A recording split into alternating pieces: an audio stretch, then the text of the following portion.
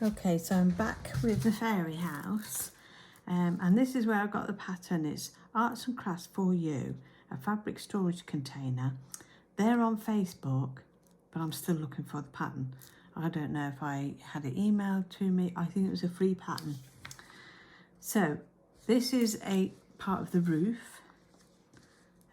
So I did it a little bit bigger, and I cut it out with this foam insulating fabric because I wanted it to sit sturdy. And then all I did was tacked a piece of fabric on the top. I knew that I'd be cutting off some of that. And what I did was I sewed those pieces together like that, and obviously trimmed it if I'd not cut it correctly. And I sewed them so they were like that. And I'll show you one that I've finished. So here, I'm just trying to see if you can see any of the stitches. This has all been done by hand, all hand sewing. You can't see the stitches, but well, you can just slightly see the stitches. Let's see if you can see them on this side. It's a bit darker there. Look, you can see the stitches. If you pulled it apart, you can see the stitches.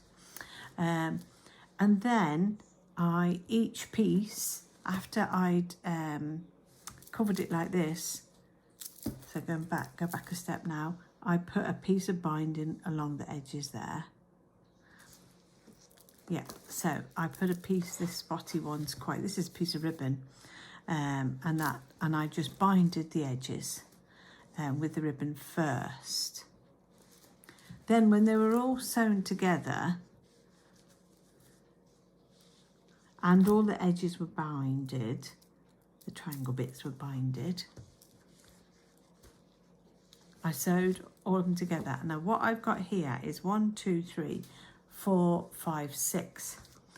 When I was reading the instructions for the pattern, I wrote here 12, but obviously I cut them a bit bigger. So I didn't quite need 12. So I've got some left over for the next project because I've had so many people admiring this fairy house that I think I'm going to get some more commissions.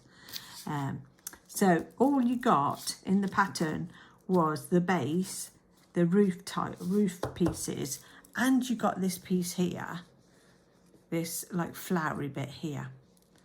I haven't found it. I put it somewhere safe and tidy, but I don't know where. As you can see on these roof panels, I did some embroidery just around the existing fabric. I didn't know what I was doing. I didn't know what it was going to look like, but I just had a go, and I just sat watching. In fact, I watched the whole of Call the Midwife up into series 13 to what I've got here so far. So I've got the roof, I've put buttons and things, and you know, little vintage things. I've done some hand sewing all the way through, some more vintage buttons. You can see the binding here, and I like how it's frayed a bit there. That's fine. I've got some vintage lace, some circles that I cut out. These are some little baby Suffolk puffs. That's hard to say. And there's a little bit of fraying on this ribbon here, which is fine for the moment. And look at this cute pin. So I might add more to this as I go around looking at and buying new bits and pieces, and things are donated, and throw away old clothes. You know, there might be, this is a washer, there might be, you know, the odd little bits that I might attach to this. So it's a growing project, but I've really, really enjoyed doing it. At the top then, when I joined them all together, at the top you can see that I got a piece of fabric, and I've made sure that I've left it to fray, and it's not too thick either. And then that's all the way around there, which then gave me, I'll turn it upside down now, it gave me this edging. So then I lined it with different panels. I cut more panels out and lined it with different panels, just so that it hides that messy side. And again, that's all hand sewn. I'm leaving all these big stitches in. I might go over it again at some stage. And then I did this pretty little sort of flower shaped thing and just tacked it on in like when it comes to that V shape, and just tacked it on there. Then I put a button on and a piece of ribbon that says handmade with love. So that's the lid. Then I go back to the body. This is the top. And I'm not sure if you saw this binded at the top there. And again, it's all fraying, and it's supposed to fray. And then the inside, I just worked panels all the way along. Let me just try and turn this inside out. Panels all the way along, all by hand, of pieces of fabric. And they've all got every piece has got a story. In fact, one of my children at the sewing club has just made herself a bag in this fabric. And, you know, really, really enjoyed it. And first time she's sewn, and so on. So now I'm on the base. So obviously the base is like this. And here's my needle. And here's my thread. And I don't know if you can see this, and that's why I'm going to do a little demo now. I have embroidered over the top of all of the little designs, only around to the circle, because obviously the foam is on the inside. So I cut like an arm's length of the 6 stranded embroidery floss, which is at DMC. It's not expensive. I've seen it today for like £1.50 at the craft fair, but I've got plenty of it. And I've been going around the house collecting it all since I started doing this slow stitching. Let's see if I can thread this needle. Yes. So what I've been doing for this, and I don't always do this, is just double that thread up.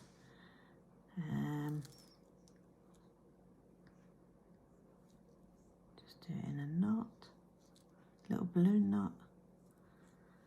I've got safety pins here holding it still for me. And then I'm just looking for a piece. I'm trying to go in some order. There's quite a big piece here. I can feel the sponge underneath.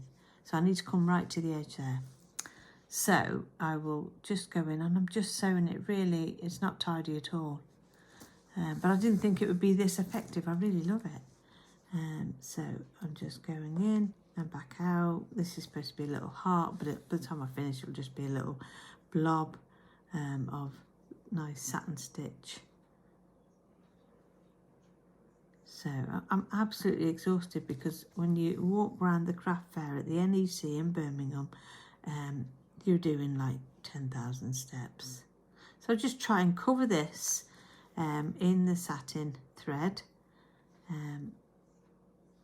And sometimes it raises it, gives it a little bit of a 3D effect. That's hard to get that needle through. I should be using my new thimble that I've just bought. It's in a pile here on the table somewhere. Oh, it's not going to go through there. Sometimes I have to go down, put the needle down, then back up again.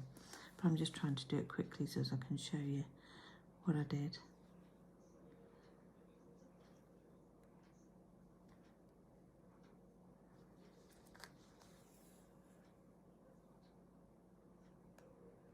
Where? See how you need a good light? And I've got this new light today, which is brilliant. And watch how perfect my sewing will be now that I've got a new light.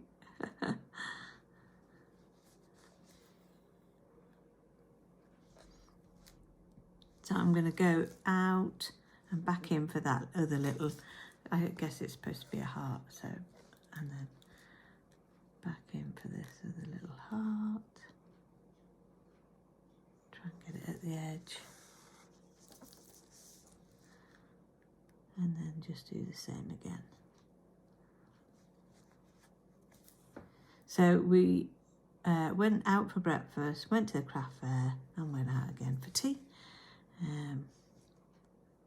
We've got a lovely little restaurant nearby. I've got celiac, so we always have to look for gluten-free restaurants and people that understand gluten-free as well. So I found this restaurant that's just up the road, and so because it was my birthday, we had breakfast and dinner out, and then we've come back to watch the football match.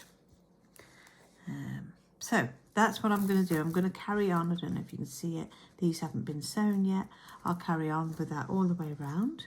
I'm sort of like, there's just this bit really still. All of that's been done. There's a bit there to do, but I think the rest. And then what I'll do is cut it out, and then right up to the foam, and then I will bind it. But before I bind it, I realised the back is messy. So I've got some more of this fabric, or I might just have a plain beige or contrasting colour. So I will make sure that's covered. Then I will bind the edges like I did with this. And then I will sew it to the bottom. Let me just put that needle in there before I stab myself with it. And that will go like that. And it fits perfectly because I've measured it before I started sewing. That will sit like that. And then, I don't know how, I mean, this will just sit like that. It sits with the lid like that. So let me tip it up so you can see what it looks like. Wow, it's falling. I don't know whether to attach that permanently, like with a button or something, a press stud, a snap, I'm not sure yet. I still haven't decided, but this is how it looks. I have to lie it down so as you can see with the camera, and then of course that's the base. And it'll just be a storage basket, but I definitely will be making some more. I'll sew all them bits in. I'll definitely make some more. This remember, has taken the whole series of Call the Midwife to make, and I just sit in the evening and just do a little bit, and there's no rush, and I just enjoy it. And that's the fairy house. And there's the pattern.